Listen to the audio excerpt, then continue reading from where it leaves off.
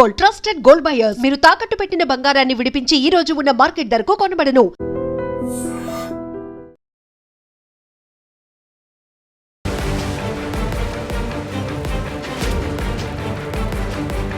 నమస్కారం, welcome to IT. నేను మీ సంగీత. ఎన్టీఆర్ జిల్లా నిస్సన్నపేట కేంద్రంగా లైఫ్ ఈజ్ బ్యూటిఫుల్ అనే అడ్వైజరీ సంస్థ ఒకటి, అది చాలా భారీ స్థాయిలో మోసం చేయడం జరిగింది.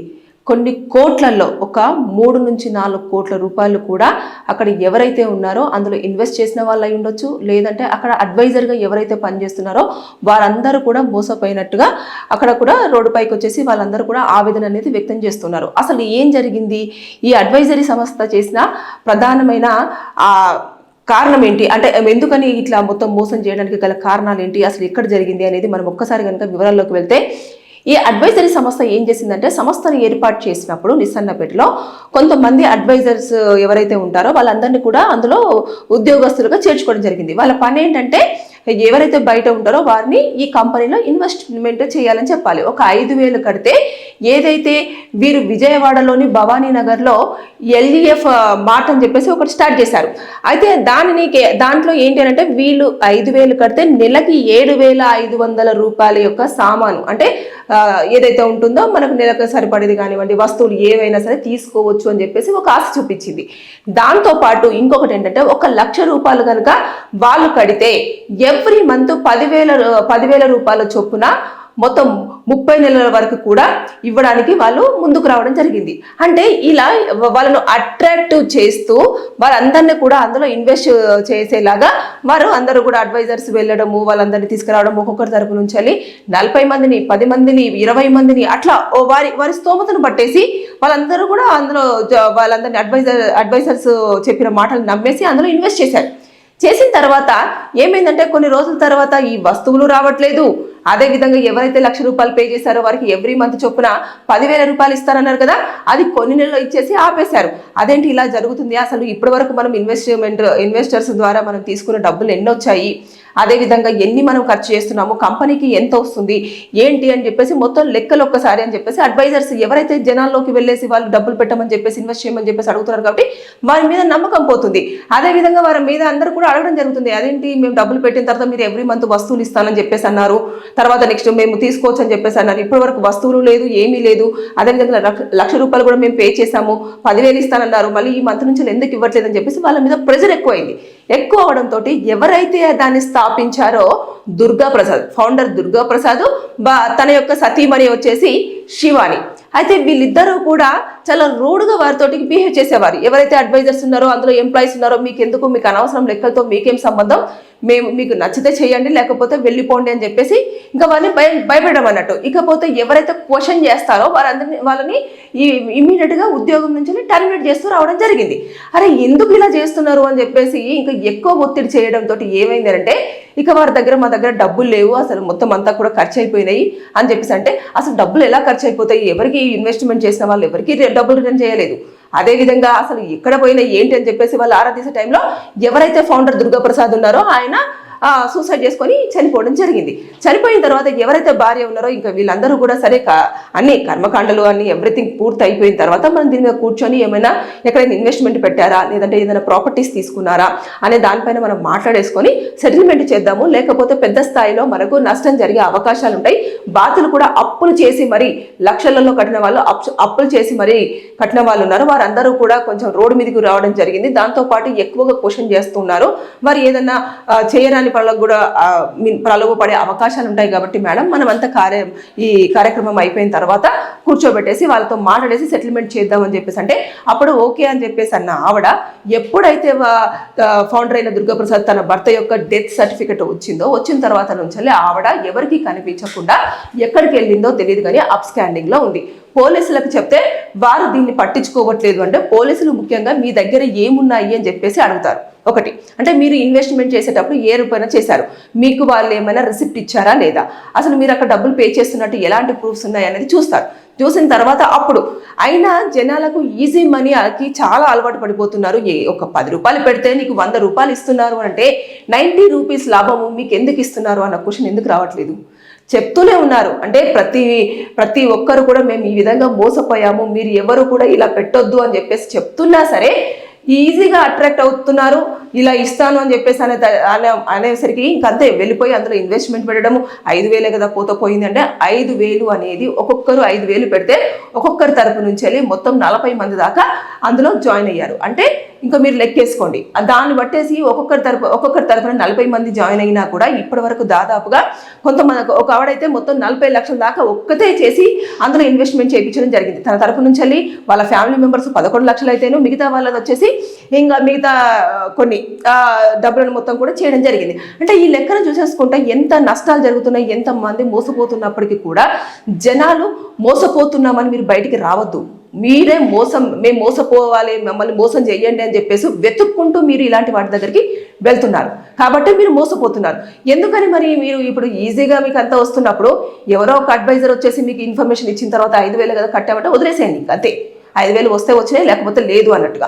లేదు అంటే ఇప్పుడు 5,000 నాకు కావాలి అని చెప్పేసి అన్న తర్వాత మీరు కంపెనీ దగ్గరికి వెళ్ళేసి మరి ఆ స్లిప్ వచ్చిందా లేదా, మనం కట్టినట్టుగా ఏమొచ్చింది, అసలు ఆ కంపెనీ నిజంగానే రన్నింగ్లో ఉందా లేదా, అసలు దానికి ఒక జిఎస్టీ ఉందా లేదా, జిఎస్టీ అనేది పే చేస్తున్నారా లేదా, వాళ్ళ లెక్కలన్నీ కరెక్ట్గా ఉన్నాయా లేదా అని చెప్పేసి నేను ప్రతి వీడియోలో కూడా అలర్ట్ చేయడం జరుగుతుంది. పోలీసులు కూడా ఇదే ఎంక్వైరీ చేస్తారు, వారు నిజంగా లేదా ఏంటనే. ఎందుకంటే ఇలాంటి మోసగాళ్ళు చాలా మంది ఉంటున్నారు. తక్కువ పెట్టుబడి ఎక్కువగా ఇంట్రెస్ట్ ఇస్తాము అని చెప్పి మీకు మోసం చేయడం అనేది చాలా వరకు జరుగుతూ వస్తుంది. ఇప్పుడు చూసేసుకుంటే విజయవాడలో భారీ కోట్లల్లో మోసం చేశారు అని అంటే ఇప్పుడు వచ్చేసి ఆవిడ పట్టుకోండి, ఆవిడ ఎక్కడికో వెళ్ళిపోయింది, వాళ్ళ ఫ్యామిలీ మెంబర్స్ని మీరు తీసుకొచ్చేసి అరెస్ట్ చేయండి, మీరు అదుపులోకి తీసేసుకొని ఇన్వెస్టిగేషన్ చేస్తే ఆవిడ ఎక్కడుందో తెలుస్తుంది అని అంటే, ఒకటి ఫస్ట్ ఆఫ్ ఆల్ మీరు వెళ్ళినప్పుడు ఎవరైతే ఉద్యోగస్తులు మిమ్మల్ని అట్రాక్ట్ చేసి మాట్లాడినా అడ్వైజర్స్ ఎవరైతే మాట్లాడారో వారు మాత్రమే రెస్పాన్సిబిలిటీ ఉంటారు. దాంతోపాటు కంపెనీ ఓనర్స్ ఎవరైతే ఉన్నారో వారికి మాత్రమే రెస్పాన్సిబిలిటీ ఉంటుంది.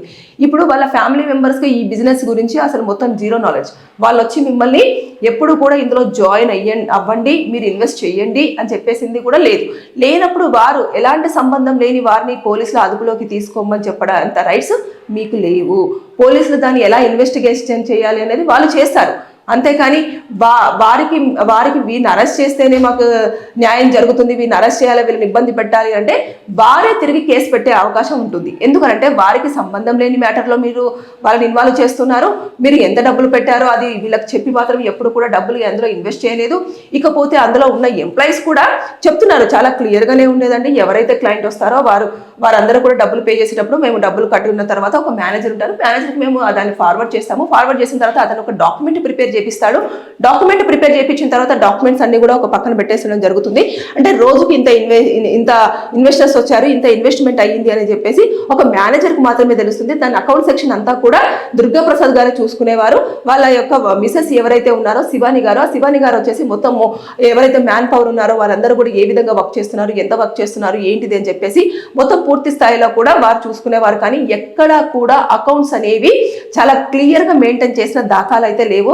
అంటే ఎక్సెల్ షీట్ ప్రిపేర్ చేయించేవాళ్ళు, కానీ ఈ రోజు వచ్చి ఎవరైతే ఎంత పే చేశారో అంతవరకు మాత్రమే దాన్ని అందులో ఎంటర్ చేసేవాళ్ళు. అంటే ఈ రోజు మన కలెక్షన్ ఇంత వచ్చింది అని. కానీ ఎవ్రీ మంత్ కానివ్వండి, లేకపోతే యాన్యువల్లీ కానివ్వండి, ఎంత ఉంది ఏంటి అనేది మాత్రం అసలు ఎలాంటి లెక్కలు అలాంటివి ఏమీ లేవు. ఇంత ఇన్వెస్ట్మెంట్లో ఇదిగోండి వీరందరూ కూడా కట్టారు కాబట్టి వీరికి ఇంతవరకు ఇంత అమౌంట్ వెళ్ళింది, ఇంత అమౌంట్ వెళ్ళలేదు అని చెప్పేసి. ఎందుకంటే అక్కడ ఉన్న ఉద్యోగస్తులు కూడా 3 నెలల నుంచి 4 నెలల నుంచి మాకు జీతాలే రావట్లేదు, మాకు అసలు శాలరీసే ఇవ్వలేదు, నాకు 40,000 ఇవ్వాలి, నాకు 60,000 ఇవ్వాలి అని చెప్పేసి చెప్పుకుంటారు కదా. ఒక మంత్ శాలరీ రాకపోతే మీరు ఎందుకు గట్టిగా అడగలేకపోయారు? 2వ మంత్ సరే, ఒక మంత్ అయిపోయింది, సరే సెకండ్ మంత్ ఇస్తాను అని చెప్పేసి అనుకున్నప్పుడైనా కూడా మీరు సెకండ్ మంత్ అప్పుడైనా కూడా ఎందుకు అడగలేకపోయారు? మీరు జీతం తీసుకోకుండా అంత పని చేస్తుంటే వారు అంత డెడికేషన్గా పనిచేస్తూ ఉన్నప్పుడు వారు శాలరీ ఇవ్వకపోతే మీరు అడగాల్సిన రెస్పాన్స్ మీకు ఉంటుంది కదా. ఇప్పుడు వాళ్ళు ఎక్కడో వెళ్ళిపోయి మోసం చేశారని చెప్పేసి మాకు న్యాయం చేయండి అంటే ఇప్పుడు మొత్తం అంతా చేతులు కాలేక ఆకులు పట్టుకుంటే ఏం లాభం? మొత్తం మోసపోయిన తర్వాత మీరు రోడ్డు మీదకి వచ్చి మాకు న్యాయం చేయండి అంటే ఎవరు చేస్తారు, ఎలా చేస్తారు? మీకు చిన్నగా తప్పు కనిపిస్తుంది అక్కడ అన్నప్పుడు మీరు చేయాల్సింది. అదేవిధంగా మీకు ఎప్పుడైతే శాలరీస్ రాలేదు అని చెప్పేసి ఆ ఎంప్లాయీస్ చెప్పారో అప్పుడైనా కూడా పోలీస్ స్టేషన్లో ఇలా ఈ కంపెనీ కంపెనీ వాళ్ళు ఇలా చేస్తున్నారని మాకు శాలరీస్ ఇవ్వట్లేదు, లేదంటే జాబ్ అన్న క్విట్ అయ్యి ఈ కంపెనీ ఫేక్ కంపెనీ అని చెప్పాల్సింది. అలా కాకుండా వారు చూపించే అట్రాక్టివ్ శాలరీస్ అయినా కావచ్చు, లేదంటే ఆఫర్స్ అయినా కావచ్చు, దానికి అట్రాక్ట్ అయిపోయి మీరు జనాల్ని అందులో మీరు మోసపోయేది కాకుండా జనాల్ని కూడా అందులో ఇన్వెస్ట్మెంట్ చేపించేసి వారిని కూడా మోసం చేసేలాగా చేశారు. కాబట్టి ఇందులో ఓవరాల్గా చూసుకుంటే దుర్గా ప్రసాద్ గారు, అదేవిధంగా అది ఫౌండర్ ఎవరైతే లైఫ్ ఈజ్ బ్యూటిఫుల్ కంపెనీ ఉందో దాని యొక్క ఫౌండర్ అయిన దుర్గా ప్రసాద్ గారు, అదేవిధంగా CEO అయిన తన సతీమణి అయిన శివాని గారు ఎంత నేరం చేసినట్టుగా ఉన్నారో, అదేవిధంగా అందులో పనిచేసిన ఎంప్లాయీస్ కానివ్వండి, ఇన్వెస్టర్స్ కానివ్వండి, వాళ్ళు కూడా నేరస్తులుగానే పరిగణించబడుతుంది. ఎందుకంటే మీరు నమ్మించి అట్రాక్టివ్ చేసి జనాల్ని మీ యొక్క మాయ మాటలతోటి అందులో ఇన్వెస్ట్ చేసేలాగా చేశారు. వారికి లాభం రాకపోగా, వారు కట్టిన డబ్బులు తిరిగి రాకపోగా వారు మానసికంగా ఒత్తిడికి గురి అవ్వడమే కాకుండా మోసపోయారు, అంటే చీటింగ్ చేయబడ్డారు. కాబట్టి ఇవన్నీ కేసులు మీకు కూడా చుట్టుకుంటాయి. మేము మోసపోయాము, మేము నమ్మాము అని చెప్పేసి అంటే మీరు 1 నెల, 2 నెలలు, 3 నెలలు, అంతేగాని 6 నెలల వరకు కూడా చెప్తున్నారు. మేము ఎప్పుడు కూడా ఇవ్వకపోయిన తర్వాత 6 నెలల వరకు కూడా మేము కస్టమర్స్ అందరినీ కూడా హోల్డ్ చేయడం జరిగింది.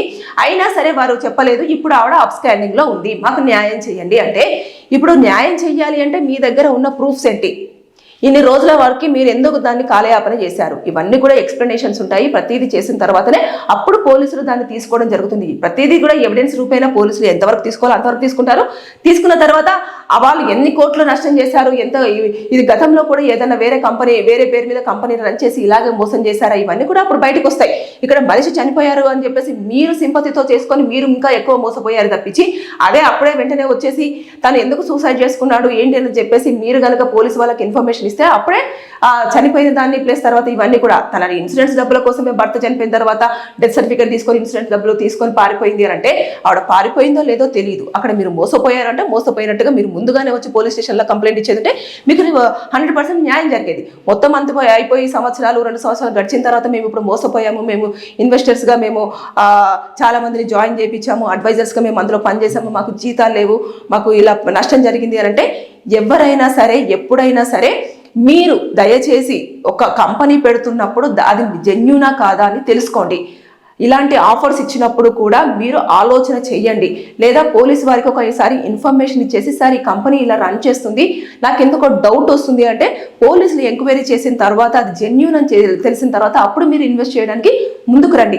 అంతేకాని ఇవన్నీ వదిలేసి ఇంకంతే ఈజీ మనీ, అంతే 10 రూపాయలు పెడితే 100 రూపాయలు వచ్చేస్తున్నాయి అంటే పరిగెత్తడమే. అది ఫేకా నిజమా రియాలిటీ ఎంత మర్చిపోయి తర్వాత మోసపోయామని చెప్పేసి గుండెలు బాదుకుంటూ రోడ్ల మీదకి రావడము, అరచడము, పోలీసులు మాకు న్యాయం చేయట్లేదు, కేసులు పట్టించుకోవట్లేదు అని చెప్పేసి అంటుంటారు. అలా కాదు. మీరు ఎప్పుడైనా సరే మోసపోతున్నారు అంటే మీ యొక్క తప్పిదం వల్లనే మోసపోతున్నారు. మీరు నమ్ముతున్నారు కాబట్టి వారు మిమ్మల్ని మోసం చేస్తున్నారు. సో ఇలాంటి కంపెనీస్, ఫేక్ కంపెనీస్ ముందుకు వస్తున్నాయి. ఇన్వెస్టర్స్ రూపంలోనే కావచ్చు, ఏదైనా మాట రూపంలోనే కావచ్చు, లేదంటే అట్రాక్టివ్ ఆఫర్స్ పెట్టేసైనా కూడా జనాల్ని మోసం చేసే దిశగా డబ్బులు కలెక్ట్ చేస్తున్నారు. కాబట్టి తస్మత్ జాగ్రత్తగా ఉండండి. ఎవరిని నమ్మకుండా మీరు మీ యొక్క కష్టాన్ని నమ్ముకోండి. అంతేకాకుండా మీరు స్వయంగా వెళ్ళేసి మీకు ఏ వస్తువు కావాలో ఆ వస్తువు ఎంత ఖర్చు అయితే మీకు పెట్టే స్తోమత ఉంటే పెట్టుకొని కొనుక్కునేలాగా చూసుకోండి. అంత తప్పించి మొత్తం నష్టపోయిన తర్వాత రోడ్ల మీదకి వచ్చేసి ధర్నాలు చేయడము, న్యాయం చేయండి అంటే ఎవరు కూడా దానికి న్యాయం చేయాలంటే చాలా కష్టమైన పని. ఇప్పుడు ఆవిడ ఎక్కడ ఉంది ఏంటి అనేది పోలీసులు ఒకవేళ ఆరాధిస్తున్నా కూడా తీసుకొచ్చిన తర్వాత ఆవిడ కేసు ఫైల్ అయిపోతే ఖచ్చితంగా శిక్షలు పడతాయి. ఒక 7 సంవత్సరాల వరకు, 5 సంవత్సరాల వరకు ఖచ్చితంగా ఆవిడ చేసిన దాన్ని బట్టి, ఆవిడ స్టేట్మెంట్ బట్టి మీ దగ్గర నుంచి వెళ్ళి తర్వాత ఇంకెవరైనా మోసపోయారు ఇవన్నీ కలెక్ట్ చేసుకున్న తర్వాత ఖచ్చితంగా శిక్షలు ఉంటాయి. కానీ ముందు మోసపోకుండా ఉండాలంటే మనం జాగ్రత్తగా ఉండాలి. So be careful. Thank you. And for more videos, Please subscribe to iDream. Please subscribe to iDream. Please subscribe iDream. And please subscribe to iDream. For more videos, subscribe to iDream. please like, share and subscribe to the channel. Congratulations, iDream. Subscribe to iDream. Subscribe to iDream. So subscribe to iDream Media. iDream ki iDream team andarki huge congratulations. Please subscribe iDream Media. Please subscribe to iDream. Subscribe iDream. Please subscribe to iDream. iDream అంటే నా కళల channel subscribe చేసుకున్న నోరు తిరుగుతలేదు, మీరైతే గంట గుర్తు కొట్టండి. For more such videos, please subscribe to iDream. Subscribe to iDream. Please subscribe to iDream. Please subscribe iDream Media. Please do subscribe to iDream. Please subscribe to iDream Media. For best entertainment and information, please subscribe iDream. And don't forget to subscribe to iDream.